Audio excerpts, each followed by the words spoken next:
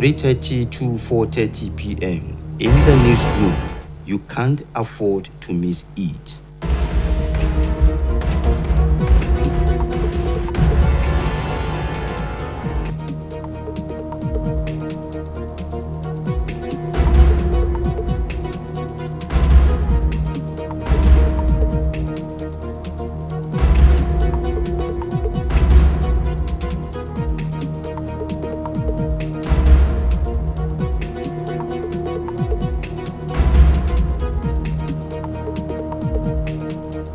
Mondays to Fridays, 3:30 to 4:30 p.m. in the newsroom. You can't afford to miss it. It's a beautiful afternoon once again, viewers at home, and I welcome you to the newsroom this afternoon, another edition of the program. Today we are going to look at the issues arising from various happenings in the country. So, like we used to do, there are topical issues that we are set to discuss on the program today. One of which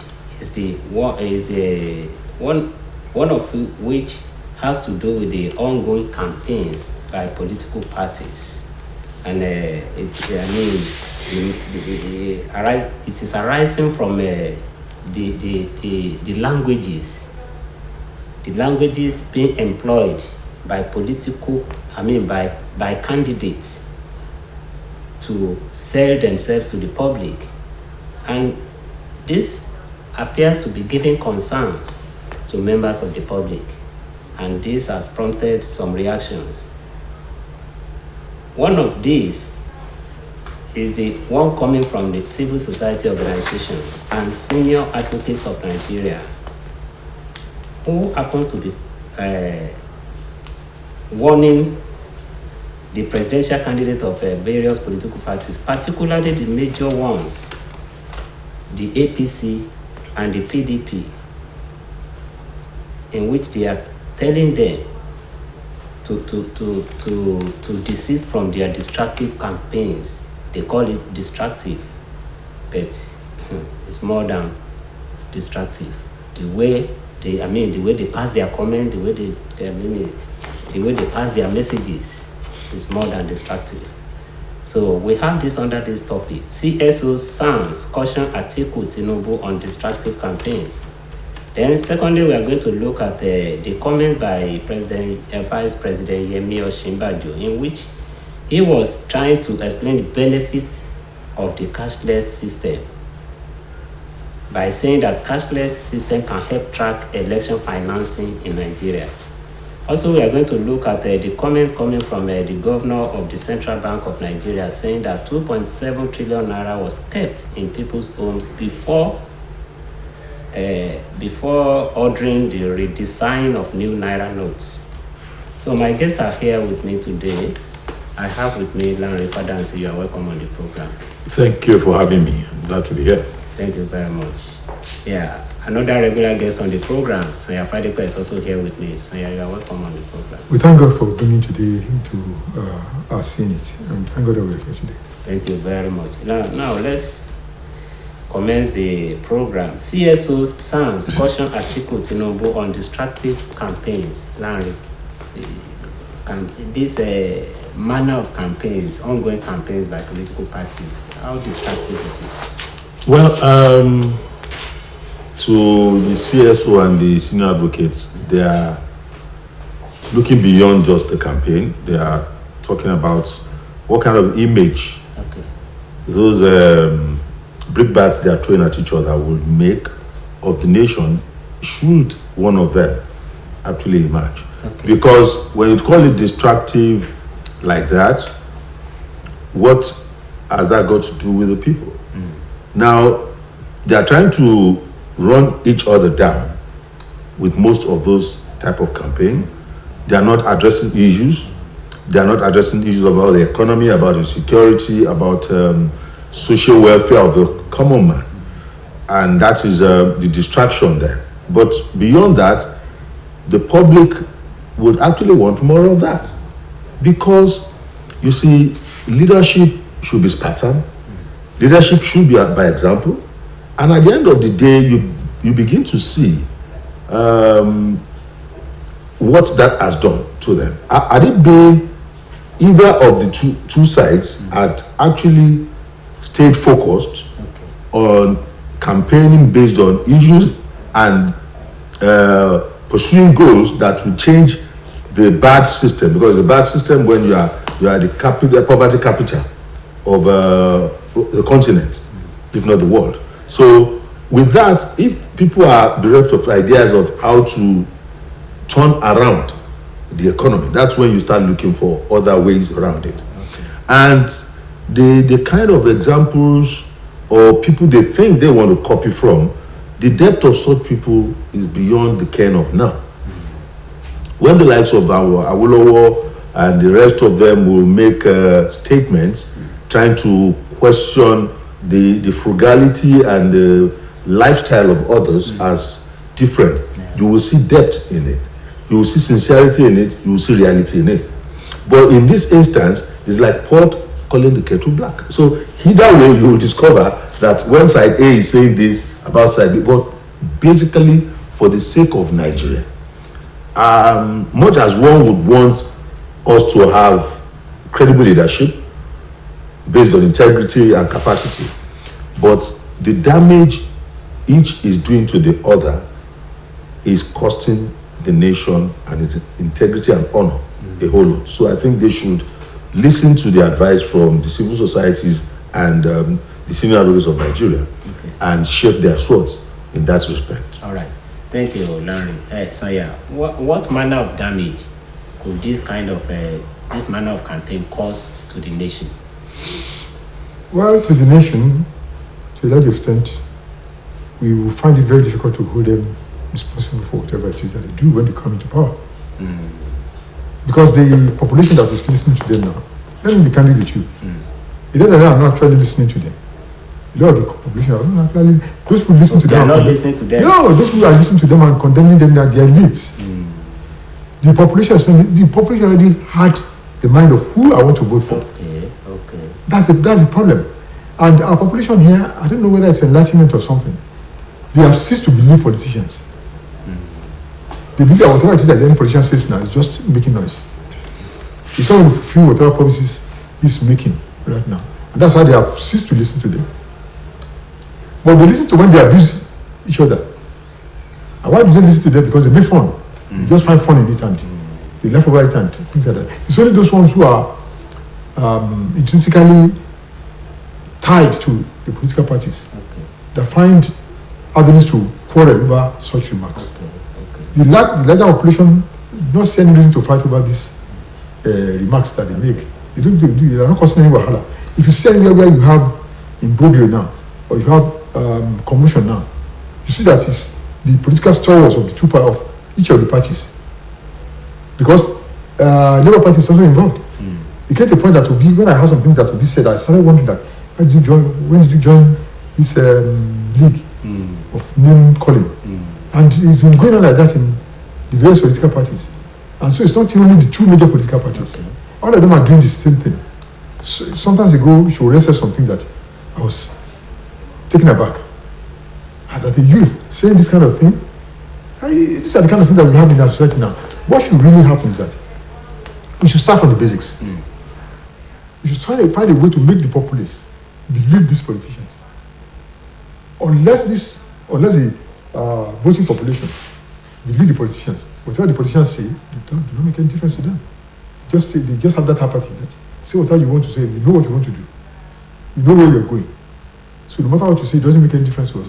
But the way we train our voting population to take these politicians for their words and follow them up, monitor them, track them, and bring them back online when they are misbehaving, and they will listen to this population. Then that's when we now start seeing political campaigns based on ideologies, political campaigns based on facts and figures, political campaigns based on true promises that you are bound to fulfill, because you are making to the public, and your word is it's a word against whatever it is that you do.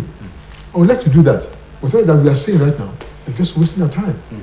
It's only those people who, and in any case, look at all this elites that we're talking about. A lot of them will not come out to vote. Most voting pattern, if you go and look at it, most elites don't vote during elections. It's only the Yalojas, the Babalojas, the artisans, the traders, these are the people that come out to vote during elections. A lot of people just sit back in their homes and either watch television and see, or just want to know how the election is going. The major people who really are in the voting process are the majority of the population who do not even believe these politicians. And that's where we have, it's a kind of irony in our society right now. Though, like Larry said, it may impact on Nigeria in the sense that, well, world leaders who are listening to them, outsiders who are listening to them, saying all these kind of things. When they come to misbehave, they just laugh at them and say, look at the person they are voted into power. He doesn't even know his right from his left. And they have voted him, and this kind of things. They start talking ill of these leaders. And these leaders will not be able to stand in front of the world polity to say they are credible. That's why it impacts the society. That's why it impacts the global society, I mean. But here, right here at home, we manage ourselves. They will not call them to question when they misbehave, when they get to power now. It's only the leaders that will now come up again and start calling them to question. And the leaders that are calling them to question did not even vote. So these are the problems we have. Okay. It's an irony. All right. Now, Larry, let me come back to you. Why is it that politicians always shy away from discussion on the real issues? They appear to believe much in name calling other than discussing real issues. The first thing we need to assess is the mindsets of an average aspirant to public office. What sort of mindset is that person coming with? If somebody is coming with the mindset of it is my turn to eat, because I could remember that there was a campaign somewhere and somebody was saying that well, this person has been with us and so this is his own time for him to eat. I think it was on a campaign podium and I was like, what? To eat? Is that why? I mean, so obviously, even when people are drawing plans in coming to office, they are actually looking at a dining table where you share some meal. And whoever is coming with that kind of mindset does not have programs geared towards how to serve the people. You must know the needs of the people before you can think of programs of taking them out of doldrums. But if you are actually looking at how best can I make money or do my business, definitely your mindset does not have people in your picture. So such people you will now discover will not want to consciously touch on issues because people like Mr. Fadipe said want to take you up on what the promises you have made. But they have seen the difference of making promises with the last administration in the last 8 years, that people are now judging them based on promises they have made. And suddenly you see justification for people saying, look, I won't lie to you, it will be hard for you. You know, you begin to wonder, if it's going to be any harder, is it not death? But that person will now come back, can you now see it's not as hard as I told you? But if I didn't prepare your mind. So it's like saying, look, me, I know what I'm coming for. And so whatever it's worth, I will not lie to you about what you are going to face. In the first instance, I think all of them, most of them agree to a large extent that the issue of subsidy, which is what we are going through now, may not be necessary. But I have not seen any of the presidential candidates, including even Showore, talk about the fact that this artificial crisis we are in, because it should be artificial, especially now that we have a refinery that is almost rolling out. Because suddenly you are seeing fuel being sold at 600 in some places, 400 in other places, 350, I mean, that's minimal here in like Osun, for instance. And so if somebody now comes around and says, instead of buy at 350, my price is 250, won't you say, it's even better? So it's like preparing the ground for some mercantile attitude from what we thought was going to cushion our problems. In the past, why did we have the problems we have? You have to ship our oil out, that is shipping costs, and now come back as PMS, another shipping cost. That's where the landing cost of what we are buying is. But in this instance, the oil is in Nigeria. The oil should go to the refinery in Nigeria and come out as a refined product. But somebody is already preparing our minds to say, even in so places sold for this euro per liter, and so you can imagine all that is Bangladesh. We have oil, so we shouldn't suffer this kind of a thing. So, well, I believe Nigerians know better.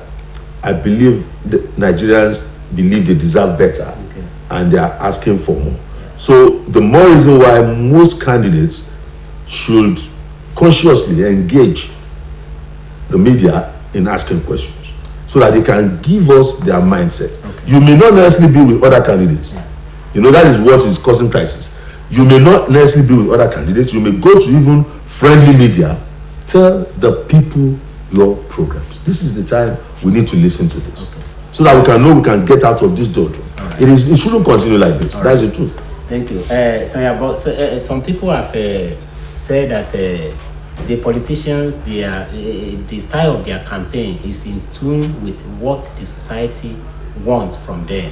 That if they start discussing issues now, the elite that are interested in issues that will be discussed, they will not be voting.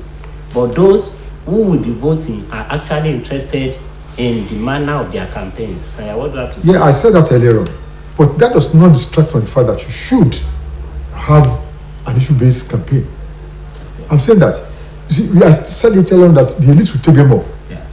Right. If the elites do not see you doing something substantial, something solid out of your campaigns, they're likely to trash you. Okay? I say this one is useless. And so by the time you come up and you start, you win an election and start misbehaving, they will come back to you and tell you that we told you earlier on that you should make your campaigns issue-based, and you refuse because you knew that you are not going to give anything. You have nothing in stock for the people. Now here we are. Now, as it is right now, campaigns all over the world are issue-based.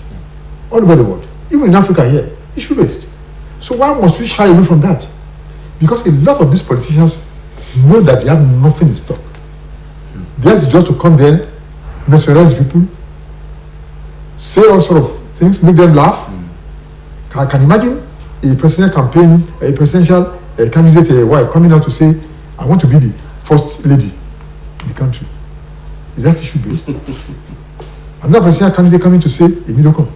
Is that issue-based? Another presidential campaign forming his team from a clique of his own tribe, his campaign team.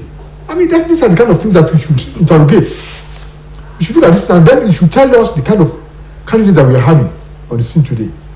All of them they have self-centeredness, parochial in nature. But we must look at it on a broader view. Let them come out and tell us the issues facing Nigeria today, problems facing Nigeria today. How are we going to solve it? And if you say you're going to solve it this way, give us an empirical data, your blueprint of how you go about it. No blueprint, they just come out and say, I'm going to solve it. I won't tell you why now. I won't tell you how. Because I don't want others to steal my idea. When I get there, I know how to do it. How are you going to do it? Nobody's interrogating the right things in our policy today. And it's because our population too, like I said earlier on, they have lost trust. Complete trust. They have lost trust in the politicians. So they just allow them to say whatever bother you want to say. Because even if you say you're going to do this now, the public will say, hey, he's just saying this, we know where he's going, he cannot do it. And some of these people too, mark my words too, they've been the major ones, the major political party candidates, they've been in government one time or the other. Go and look at trajectory. Look at what they have been able to do. Use that to form their opinion, what they say they're going to do now. And see, can they achieve it? Have they ever achieved that kind of thing before? These are the kind of things people should be looking at.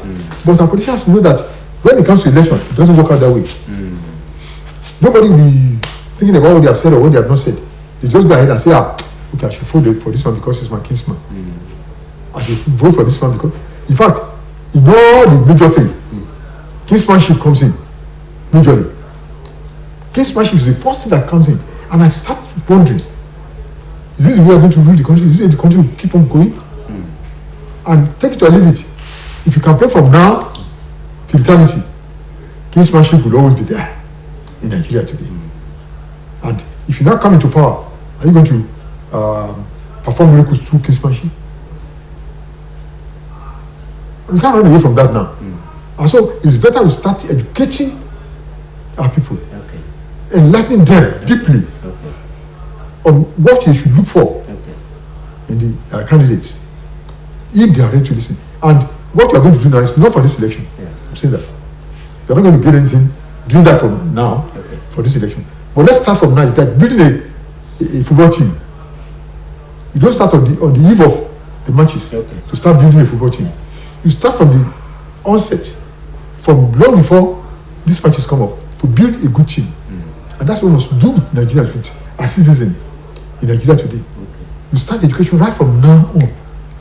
And then all the elites that want to come up and follow the tracks of these politicians, follow their participation, and follow whoever wins to the hilt, to what he has done. That is evaluation, monitoring and evaluation. They should start doing that right now. Start putting their house in order to do that, so that the city will be enlightened more. Each step they take, criticize them, tell them what they've done wrong, what they've done right. But don't criticize on the basis that, okay, because I have a partisan, I believe more in this candidate than the other candidate that won. No, that shouldn't be the case. And that's what we will do. You have a lot of civil society organizations now that are political. So you talk about the CSOs saying this and saying that. I don't believe them. They are political CSOs. What about SANS? SANS, yes. If it's all this SANS too, they have their own leanings too. So these are the kind of things. Obviously, they have their leanings. So when they talk, you take them with the pinch of salt. So I think we must start. We don't have any foundation for enlightenment. You don't have this law that we are having. It's not really what no should do that no is doing right now. We don't have. We should start training our kids, even right now. Our kids, we should start training them to know what political statesmanship is all about. Not just political shenanigans that we have on our streets today. All right. Yeah, thank you. Let's move to the second topic of our discussion for today, where the Vice President, Yemi Osinbajo, is trying to explain the... Sorry, that means Osinbajo. Osinbajo. Okay. Vice President Yemi Osinbajo is telling us the benefits of the cashless system, saying that cashless system can help track election financing in Nigeria. Larry, how far can cashless system track election financing? How far can it work? I have high respect and regards for His Excellency the Vice President of Nigeria. So, because one begins to wonder how that can actually work in Nigeria. If all of a sudden you see young people, average age people, elderly people already throwing bills of it at parties.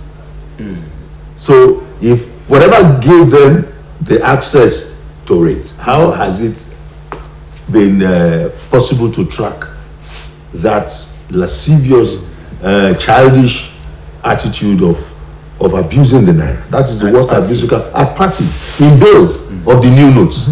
So that does not hold. So if such people who are not highly profiled people, who are not known faces, they are not on Forbes list of the richest Nigerians, are already having access to throw it around, how much more the cabal, the big boys?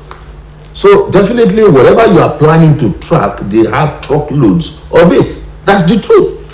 Whatever made it possible for those people to get it. As a matter of fact, when they were talking about this change of the design of the naira, people realized a lot of those who have the naira stashed would have wanted just to, for the sake of it, buy you can't change American dollars as Nigerian government. So they will want to buy it at any cost. That's why that money went that far.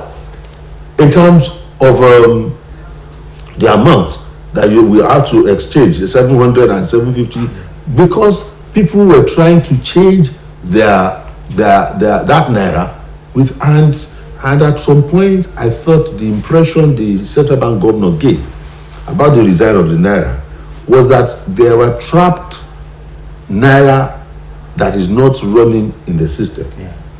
Now the idea was that those trapped naira ought to be to become wasted, because wherever they must have kept it, they cannot legitimately bring it to the banking system. But all of a sudden, is now saying about 1.5 or close to 2 trillion is back. Yeah, it's back, yes. If it's back in the system, then it's been laundered. Because that's laundering, that's cleaning it up. It's supposed to be money that you explain, okay, if you are coming to the bank with 5 million, you must explain where it's coming from in cash. And the moment it has entered the system, and suddenly we start seeing in the last week of the exchange of the old notes, you started seeing mints of it, mints of 1,000 naira notes, mints of 500 naira notes, 2022, made in 2020, some even 2020, mints, which means that it has not been in circulation, but it's back in the system because the banks were paying it. So as a matter of fact, looking at that issue of the redesign of the naira, in the first place, if you see videos, it's in public domain, of what people were doing, trying to color the 1,000 naira note, you will now realize the idea of that redesign is up-eyed. I mean, I don't think it was thought through either. That's why I want to make, because why change just the color? Why not redesign? There was not redesign in the whole thing. It was just recoloration. And you see young people doing all sorts of strange exercise.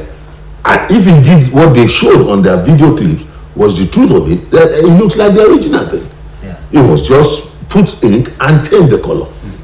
It was supposed to be a block thing, because some people would have been trying to fake the pound, the 1,500 before. And that you must have gone a 360 degrees to it, so that it will be in the first place very difficult at this initial stage. People who have those old, the mints of the old 1,000 naira note sincerely can mix it with the system, especially now that it's scarce. So I don't know why we went that route, but it's painful. Because all I know is at some point we may have to actually have a redesign of the naira. Okay. Now, Professor Yemi Osinbajo says cashless system can help track election financing in Nigeria. But from what Larry has said now, how far can the cashless system track election financing? I don't think what Professor Osinbajo has said was that it will help reduce, not really. See, because the way things are going now. Yeah. Okay, let me give you one example. The new naira notes that we have now, the redesigned naira notes, there are some features that are quite different from the old one. But if you take that naira note, the moment you handle it, how many people know those new features? New features. They are so how would I say, so technical that the ordinary woman in the market will not be able to know. The ordinary driver will not be able to know. Even when I take it, should I take it and then start looking at it and start before I see whether it's correct or whether it's a genuine or not?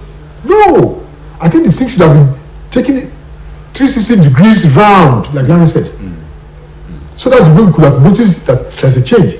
All right, somebody posted something online. A small machine like that, handmade machine, that was being used to create naira notes from ordinary blank paper. Yes, ordinary blank paper. And if that kind of machine could do that kind of thing for the old naira notes, it could very well do it with the new naira notes. So this is why we have problems. Now tracking election funding. Yes. Let me just give you another example. I have $1 billion in my save at home. The old naira notes. And they are saying, okay, you cannot bring it to the bank now because you have to explain where you got such an amount of money from. And the bank manager is telling me, any amount you have that you want me to render for you, bring it along. Some people took money to the bank on Sunday. Some banks on Sunday. And the bank manager are willing to accommodate such things. And then when this money gets to the bank, I think what Personal Bank wanted to do before is that the money will get to the bank first of all. You bankers take the money. Make sure you make note of whatever you receive from whoever you receive it. Then later we'll now start tracking and see, okay, where this one get this kind of money? That money we are going to the bank, we won't be able to come out. But suddenly we are seeing it coming out again. New notes. But another thing is this. Those people who sell money in parties, I said it here last week, who sell money in parties, some of them have been caught. In fact, those people have been caught, they are just negligible because there are so many of them, myriads. Where do they get their means? In stacked. The new notes. The new notes in stacks. I saw it last week. In stack like that, and you start wondering where these people get this money. And right at the party there, you find some big politicians there, not buying from them, but having their own stacks too. They are brought to the party. Some others will buy from them. When have we started selling Naira notes? The Naira notes are supposed to be used as a legal tender to buyers, not to sell the money. And nobody's tracking, nobody's arresting anybody. Policemen were there, nobody's arresting anybody. And so the problem that we have is much more than the vice president is talking about. Yeah, what he said, if you did it that way, it's good. I appreciate it. But are we doing it that way? Those people are supposed to mind their business, are not minding their business. Those people are supposed to arrest these people who are supposed to bring this into book. It's just that them are in disarray, they are doing something else. Especially in the banking system. Go to the POS will tell you, I want to buy this money from the bank. So if you want to change from me now, you have to pay more than what I used to sell to you. That's exactly what's happening. Yesterday when I wanted to go and take money from the POS, from ATM, I saw a long queue. I said, let me go to the POS. I got to the POS, what I found was alarming. The POS guy was telling me that if you want to take 5,000, you have to pay, how much was that? You have to pay 500, no, 1,000, he was telling 1,000. And I said, no. So that's the bank, he said, 500, I said, I cannot pay 500. 5,000 naira. 5,000. So I had to leave the place. And that's what is happening in society now. But these big men are not going to the POS, they're not going to ATM. Yeah, they're spending this money, they get it. So are we really tracking election funding? And these big men will not go ahead, they're not the ones that will go and spend the money for election. They get distributed to their cronies. I'm giving you 500,000 for your constituency, go and spend for them. I'm giving you 1 million for your constituency, go and spend them. How do you track such money? It's very difficult. It's something that has no technological base, that has no records. You're not keeping records. We have no base, we have no foundation, we have no system at all that is working. So this thing that the mission is trying to do now will not work. And it's not even working. We are seeing it now. They're just putting hardship on the faces of Nigerians. Due pressure. That's exactly what's happening. The ones that you think you are doing the thing for, you are against. They're the ones enjoying right now. And the ones are suffering. There are physical offs in buses now. When you go into a Kurupe and you want to pay the old money, the government may refuse to take the money from you and say, I don't want this money because they won't. In fact, one woman this afternoon just said, I won't take this money from this Kurupe man. The man said, yeah, but you gave me, he said, I gave you a new note. So you give me new notes back. And the government said, this is all I have to give you. He said, if I get to my community, they won't take it from me. So where are we going? We are just causing problem for the society. And by the end of the 10th of February, that has been said to, it will still work. I can assure you that the way it's going now. Because the money that's supposed to flow into the society is flowing to the politicians. It's flowing to the currency sellers. So those people who really need them to transfer business, they're not getting it. All right. Larry, how best could we have gone through this currency swap that will make it easy for the people rather than the hardship that people are witnessing now? I think the best way around it would have been commitment on the part of the CBN itself. Okay. It's obvious that the regulatory body, that is the CBN, has not practiced what it was preaching to people. Because one, you contracted the job for the production of that money, and as such, you should have monitored that it got to where it was going. One, there must have been a proviso that whoever is collecting should, one, collect either from the ATM, or you process and put an indent on whoever is collecting from the banking hall. Because one begins to wonder, the money you said you want to find out where it was locked up, it's locked up again. Only that is the new notes that is locked up. You want it back in the system, they don't need it in the system yet, and they got it back into your banking halls. And I've not heard a situation where, for this to work, you will have at least accosted one or two people to say, yes, we learned you took 500 million into a bank and you collected the new notes. Why? Where are you coming from? What did you sell in cash? When we have said we wanted the cashless policy. For instance, if the money is coming back into the banking system, the new notes are still supposed to be in the vaults. But alas, people are bringing in their money in bulk and taking it back in new notes in bulk. That's the reality of what happened. If it were to just be those who are buying 1 pack, 2 pack at parties, some people were spraying bundles. Bundles, yes. Throwing bundles in one by one to somebody who is celebrating whatever, I don't know. So for somebody who has done that, can you not imagine what he already has at home? It's painful when we see this and suddenly they look like untouchables.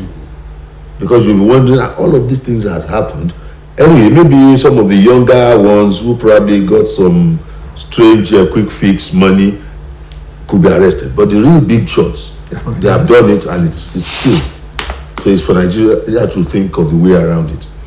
So to me, I honestly believe that if it had been a complete turnaround, maybe this thing would have assisted Nigeria. However, we are close to the election. They should, in the immediate, before the expiration of those 10 days, start asking the security agencies to start telling Nigerians what they have found. Who brought in what, how, and we are questioning, and not all those long-term questioning of a quick fix. That where are you? For instance, you see, the reality of it is, yes, it's just the coloration of the currency, but the reality lies in the fact that you read stories of some bandits who are giving gifts of 100,000 to people that we hope you can get it to the bank before this money is useless, or if you can get to use it before then, we pray it works well for you. You know, because they can't bring their own money into the bank, and we know where they got it from. Now, so yeah, whenever people talk of cashless system, election financing is always the next thing that they will think about. Why is it that it appears that the cashless system is targeted at election financing, tracking election financing? Are there no other benefits aside from tracking election financing? Are there no other benefits accruable from this cashless system? I think cashless economy is beyond electioneering funding. It's beyond. You see, when you have a cashless economy, it becomes less burdensome for society. The economy itself becomes better, becomes fuller, becomes richer. I'm going out today now. If I have to carry a purse with me, all that will be my purse is my ATM. That's all I need. The cashless in a good cashless economy. Now, if I go to anywhere, let me give you an example. For example, in London, there are some stores in the heavily populated Nigerian area. Let me remember that street now. I remember now. Where they sell yam in stores. Shepherd's Bush? No, I remember the name now. They sell yam in stores, sell a lot of things in stores. So you want to buy yam, you can pay cashless. But if you go to Udebe here, or you go to Ibono there, or Atakumosa in Ilesha, or Udebe in Ife, you discover that these women don't even know how to handle such things. You say, okay, I'm going to credit your account, madam. I bought pepper and tomatoes from you to the tune of 50 naira or 100 naira. Yeah. I want to credit. Is it not ridiculous? It will sound ridiculous, look ridiculous, but they tell you, what are you talking about? Give me my money. What kind of thing are you talking about? Do I even have a phone that could track some things that could look at my account, even if you have any account at all? Yeah. And until we get to that point, that's what I was talking about, educating our people earlier on. Okay. Until you get to that point, you can't run a cashless economy perfectly. Because most of these women don't even have any account. They could tell you, if you want to get money to me, pay it to so account, I'll go and collect from you. That's not a cashless account. If I want to pay you money, you go and call that person first of all to look at his balance to see whether you have paid you or not. It won't work. And so that is the majority of our society. That's what we are right now. It's even okay here in the south. Go to the north. Go to the north. You want to give somebody money in the north and you start saying you want to credit your account. The person will ask you, what account are you crediting? An average someone can keep millions of naira in his house. Yes. He doesn't believe in all this banking that you are talking about. An average trader. And so these are the kind of things we are talking about. Until you build the confidence in our people, give them the ICT, the know-how of how to run a cashless economy. You are not going to run this cashless economy perfectly. It cannot work. If I have money in my bank account and I go and I'm walking on the street and I see a body seller, oh, I love this body and I want to buy this body. I know cashless economy I'm bringing to the lowest level now. At that point, it's higher than that. I just get to the woman. Okay, I bought somebody. I can't pay the woman cashless. The woman will ask me, give me cash. And moreover, our society now has gone to a level beyond that. They've upped their act. Now, if you are going to sell something to somebody who's going to pay you by transfer, be very careful. They have an app that they use now. They use that app, they pay you, you see an alert on your system. But if you don't have your bank app, that you go and check your balance, that balance may not even reflect in your bank. Fake alert. Fake alert. And that's the problem we have right now. And so with all these con men going around, how do you want people to have trust in the cashless economy? They prefer to take their money up front. Okay.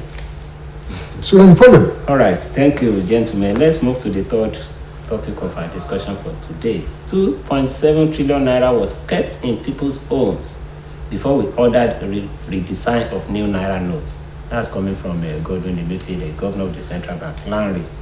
Looking at this comment, 2.7 trillion naira was kept in people's homes before ordering the redesign of new naira notes. Like I said earlier, I believe the blue 1,000 naira notes will, within a short time, have a brother by way of real redesign or a higher denomination, because it is very easy to fake it. Even 200 naira notes have been faked now. Very easy. New one. New 200 naira notes. It was on social media. So because it's the easiest money that could be faked, because you are copying from the original. That is what I'm saying. If it had been a total redesign, you first of all need to go and get that design done to look with like the new design. That will take you a while. But in this instance, it is just copying from the original. It is exact. I've looked at it. I looked at two notes. It was a mint of the outgoing one and the mint of the new one.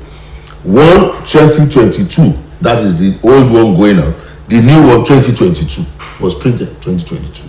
The numbers and everything all similar. All those features we call security feature are in the same. And don't forget that it is not even fake now.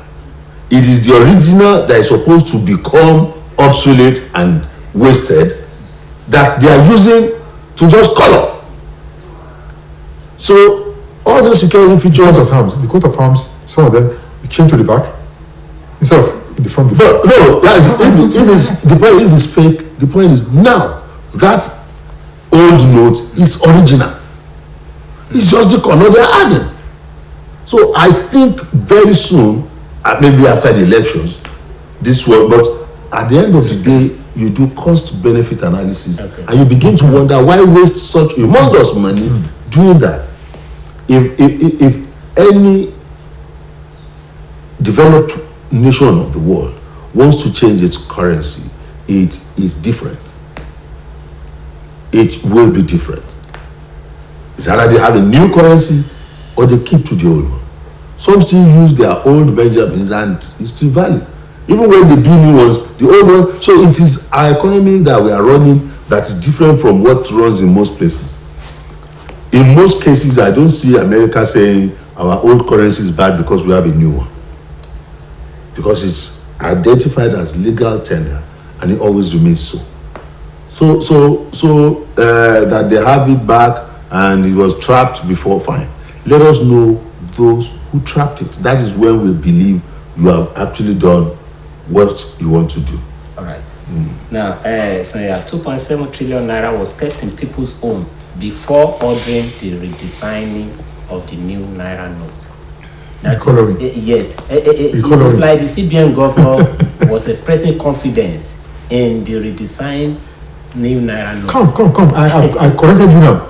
The colored notes, not the design notes. Let's put it that way. That was the Look at what America did. said. America said, our dollar, if you're going to spend any dollar from 2023, okay. if you are spending a dollar that was printed before 2021 and 2021, it will not be legally acceptable. Before 2021? Yes, it will not be legally, because the need of some people are already trapped dollars in some places. So they're printing new ones. But the same dollar date of printing, it's just a difference there. Because they don't want to waste a lot of money going to useless things to do. Look at Nigeria too. If you look at how much has been used to recolor those notes, you see that the same amount of money that would have been used to do new notes, 90% turnaround, 160% degrees turnaround. You are getting the same amount of money. So people are making money, humongous amount of money, through that, through these new notes. As of today, some bank managers or some bankers will have made millions through this, bring this old money to the banks and to get them out again. They have made millions of money. And if you're talking about the commercial banks now, go and look at the central bank. I want an investigation done to the central bank to find out how much was used to print this recolored notes. If you want to do a brand new note, how much will have been used? You will find out that some people have made a lot of money from swindling us. They are swindling us. They must have been paid in the new notes. In the new notes. They are swindling us, seriously. They have hoodwinked us. These so-called new notes. Sometimes I find it difficult. One woman today was giving the new 200 naira note. Okay. And she was arguing with the driver that I'm supposed to take 300 naira from you. You are giving 200 naira. He gave an old 100 naira note. Okay. And the new 200 naira note. Okay. And the man said, no, give me 200 naira note. This is a 200 naira note. And I pointed out to the man, look. He has given you a new one. This one is 400. This one is 100. The woman couldn't know what is 2 or what is 1. He only knows by the color. She only knew by the color. So when I pointed out to her that this is 2, she said, what is 2? I said, this one is the new note, the 200 naira note, and this one is the old note. Until you look at it, Baba, okay, I agree with you. Move back.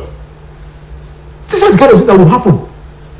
You have been swindled, let me put it that way. Seriously swindled, and it's going to cause a lot of havoc to the economy. And so if you want to do this kind of thing and want to do it with good mind, patriotically, what we should do is to redesign the naira completely.